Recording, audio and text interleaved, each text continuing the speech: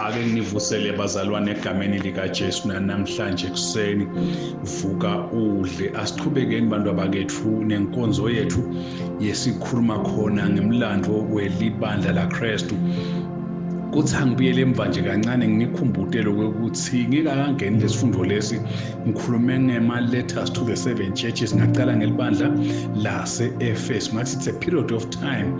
Ngachaza lokuthi leli gama lesi-Efesu lisho kokuthi desirable. Kungaleli khathi libandla laKristu lalilihle likhula kahle limthanza Kristu li-desirable emehlweni kaNkulunkulu.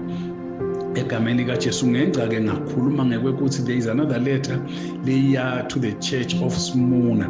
Ngachaza igama laSmyrna lokuthi lisho kokuthi sweet smell. Kulali ibandla laKristu lehlushwe khona kakhulu agcilatwa mbamba. Kulamalanga-ke kule sifundo lengisifundisako bengikhuluma ngaloko-ke to the church of Smyrna laligcilateka khona kakhulu libandla. Manje-ke sengifuna ngena-ke esigabeni sesithathu, letter to the church of Pergamos. Lali bandla laseningasahlushwa khona. Igama lesiPergamos lisho elevated. Libandla laliphakanyisiwe lithatha iprestige lithandzeka lihlonishwa kakhulu. Ake ngiqale kancane bantu abakethu nganako lokucala kokuthi nginakusenza nje ukuthi kwase kuvela imbangwanyana ebandleni ikakhulu ngoba kwangena indzaba yetikhundla. Ngifuna kuvede abantu abakethu lokuthi phambilini phela ngeke ngachaza ukuthi ikhundla tatitimbili kuphela. Kwakhona isikhundla sabishop lesithi lilunga noma ke ngumbonisi, bese kuba khona ke isikhundla sesibili sithi ke umdikoni. Lelo gama lelo kwakungasisi ikhundla kahle kahle because bebalingana. Akusho ukuthi lomunye ungetulu kwalomunye, but ngekuhamba kwesikhathi ke ngifuna kuvedela ukuthi kwagcina sekubonakala ungazi na umbishop wena noma na ungumdikoni so ungetulu kwalamalunga elibandla lamanye kani. Egameni likaJesu phambilini benilingana, bekuya ngokuthi umsebenzi wakho wena wekuhambisa livangeli, then you are called the bishop. Wena-ke wekunaka labandleni wena kubitwa ngokuthi ngeze deacon, unaka labahluphekile, unaka labanjani labandleni egameni likaJesu. But-ke kwase kufika esigabeni lakhona sebakuthatha njengesikhulu. Kwesibili bantu abakethu wagcina kwabona lokuba ngibishophi nembonisi kube ngazi usethi ikhundla-ke letimbili leto, futhi kuvele ngazi ukuthi laba bobishophi bona bakhulu kunalaba bonisi. Sekungene nje indzaba yetikhundla. Kwesithathu kwase kuvela lo mnye umqabango wekuthi umbishophi lophethe emakhaya hayi mncane-ke nalo phethe edolobheni. So lo sedolobheni aphakanyiswe azabitwe nangeligama lelithi it's a metropolitan bishop, lokusho ukuthi uphethe libandla lasedolobheni. So lalabanye-ke bobishop basemakhaya sebancane-ke kuye egameni likaJesu. Lokunye-ke lengakuthinza nje-ke egameni likaJesu kungakangeni enzabeni yePergamos ngilokuthi enzabeni yetindlu tekusonza abantu abakethu kusukela emabandla bekangasonzeli noma ke bazali bebangasonzeli etindlini tekusonzela njengoba sesonzela manje, kepha ngithitekini ne bebaya emakhaya basonzele emakhaya ebani. Namhla siyakamake ebani kusasa siyakababe bani njalo enzambama bebakwenda kakhulu ebusuku bahlangane-ke khona because bebahlushwa phela bahlangane-ke ekhaya lelithideke. Kepha-ke kwase kuvela kukhuluma lokubi ngoba laba bemathempeli bebakhona. Sengokuthi ethempelini kwangila kukhontelwa khona letithixo. So lapha-ke balandzeli betithixo egameni likaJesu bagcina bakhuluma igama lelithi laba labakhontela emakhaya ebantu kunemikhiba lemibi labayendako egameni likaJesu. So bake baba nenhlanhla-ke labazalwane ngesikhathi kubusa Caesar Alexander. Ngingakhuluma ngaye ngathi wabusa ngeminyaka wa-AD 218 kuya 8222. EmaKristu ngila aqala khona-ke akha tindlu tekuhlangana bakhonte uNkulunkulu egameni likaJesu Kristu, ngoba leyo nkosi bese ibayekile ingababulali. Kwabonakala ukuthi-ke hayi ngcono batakhe ngetindlu batakha-ke vele ngetindlu tekusonto tabadineng egameni likaJesu. Aseke ngene-ke abantu abakethu-ke endzabeni esigabeni sesithathu lengisitengidawungena kuso sigaba la khona libandla lase lingasahlushwa ngesikhathi sase-Empire Constantine kusukela ku-AD 33 kuya AD 590 egameni likaJesu.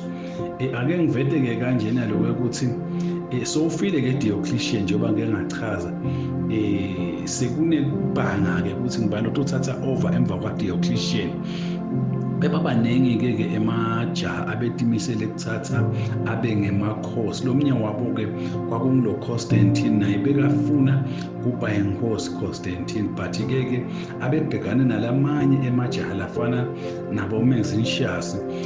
Constantine-ke nawaqhamuka muva kulowo mbango loyo, but-ke watimisela ukuthi utawuthatha impi yakhe ayolwa nalomlisa lafuna labanga naye egameni likaJesu.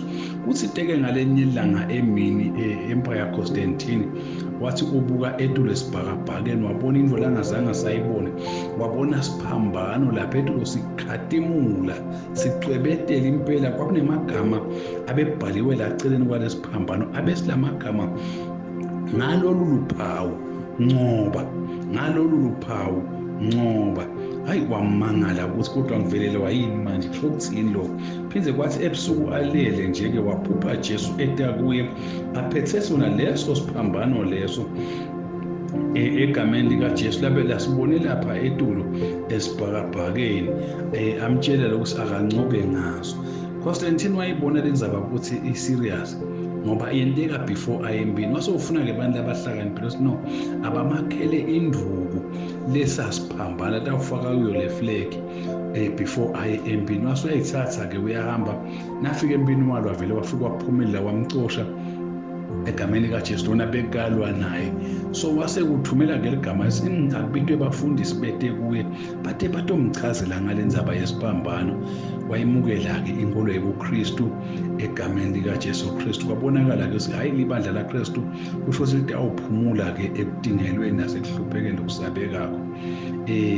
Wase ukhipha-ke imithetho egameni likaJesu wavumela-ke ukuthi amaKristu akakhonte uNkulunkulu wawo ngakuphazamiswa yilutho egameni likaJesu.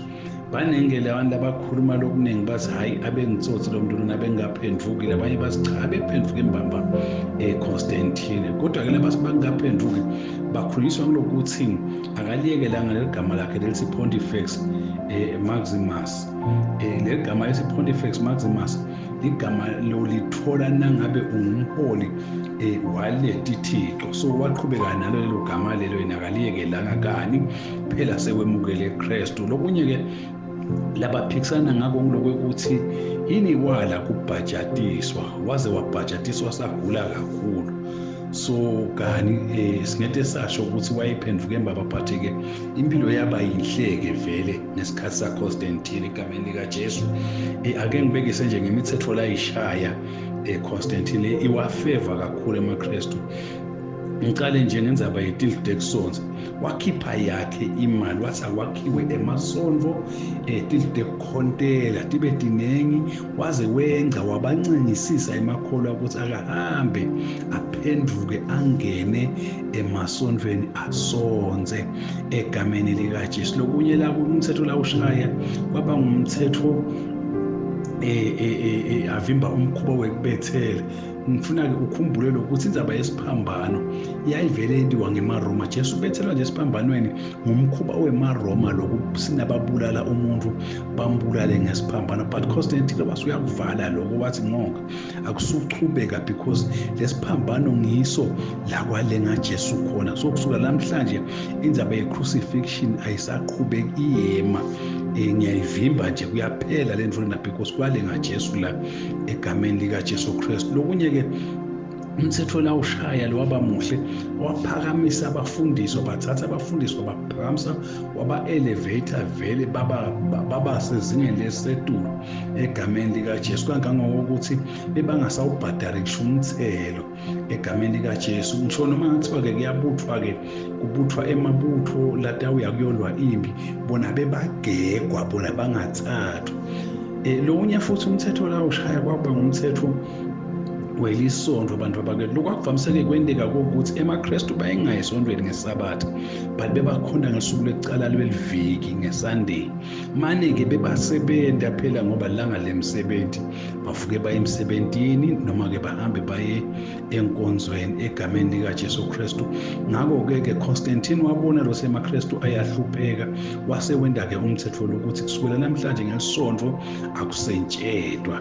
Uma ngingathi nje ngiyavuka lamuhla ngiyalapha ekhemisi kuyenteka ngikhanze kuvaliwe, but lokho kwasuswa nguConstantine lokho ngesonto akusentshelwa. Ndakugcina-ke ngekuthi ngetinqumo telibandla. Lokunye la kwenda-ke Constantine lokwaba kuhle kakhulu lokuthi uma ngabe ebandleni kuvele noma mhlambe kuphikisana noma-ke kunemhlangano akufune kukhishwe isinqumo lesithide, wayethi angasiva-ke leso sinqumo leso bese sowuyala ekuthenini akujutshwe lokhu kube ngumthetho nje welive liphelele nje-ke egameni likaJesu. Sale kuba ngumthetho walo mbuso wakhe usetawuhamba kanjena egameni likaJesu Kristu. Awaphakamise bafundisi kangangokuba ngisho nalamasonto nje kwawona amasonto alabafundisi abedidle dihlonipheke kakhulu kangangoba umuntu nakabalekele esontweni abengathimva. Lokhu akubanga ngisho usitigcila-ke nabetihlushwe banikati bato bethi balekati ingene esontweni, tisingangene esontweni kutase kuthi-ke nabe setitothethiswa emacala ato bese-ke kuta umfundisi-ke uyabakhulumela-ke sebayakhululeka. Inkosi leNconstantine abantu abakethu yaba yinhle kakhulu, ake aphumula emaKristu. Busisekani bantu abakethu egameni likaJesu Kristu waseNazaretha. Amen.